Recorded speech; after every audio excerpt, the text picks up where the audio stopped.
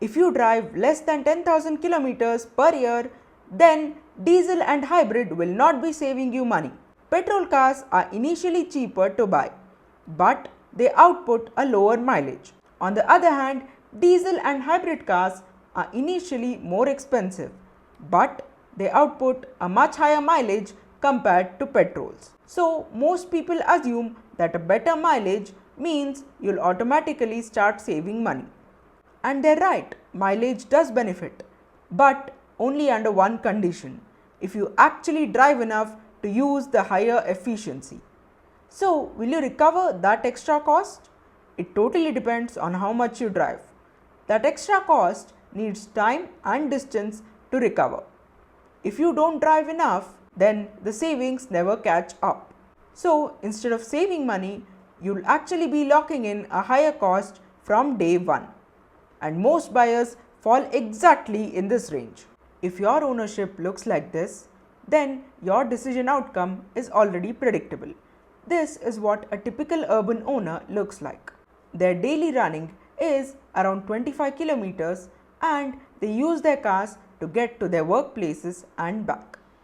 Now, most of these people live in metro cities like Bengaluru, Chennai, Mumbai, Hyderabad and New Delhi, where heavy traffic conditions dominate.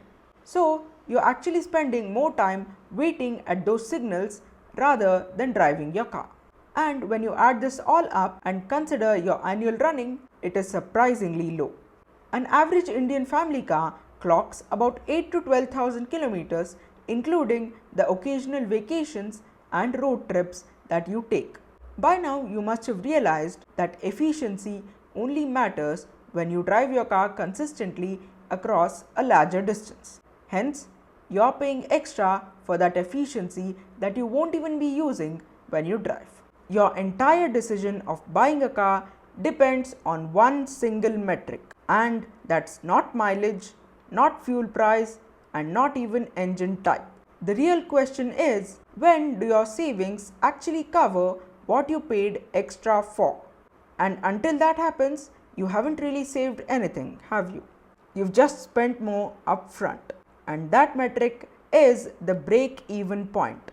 In all your years of ownership, you may come across one point in time where until that specific point, the petrol would have been cheaper. But after that point, the diesel or hybrid may win. Let's look into that in more detail. Now, instead of looking at one specific scenario, let's scale the usage.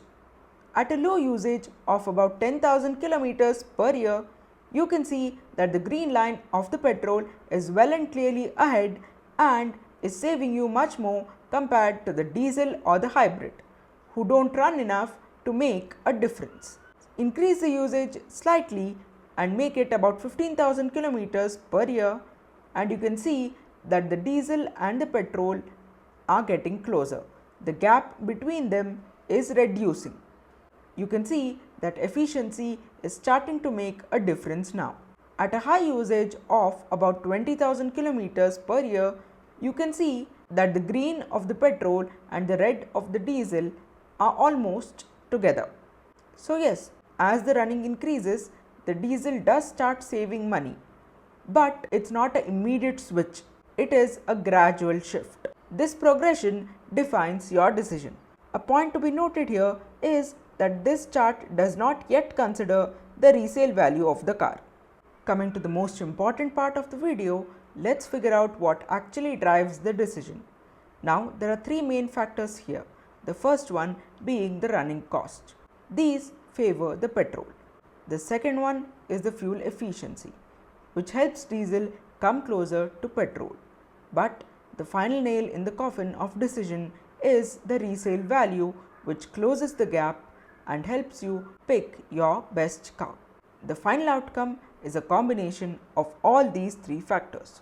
This is the final outcome.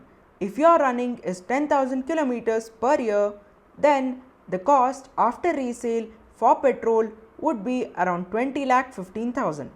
For diesel, it would be 20 lakh 85,000, and for hybrid, it would be 23 lakh 5,000 approximately.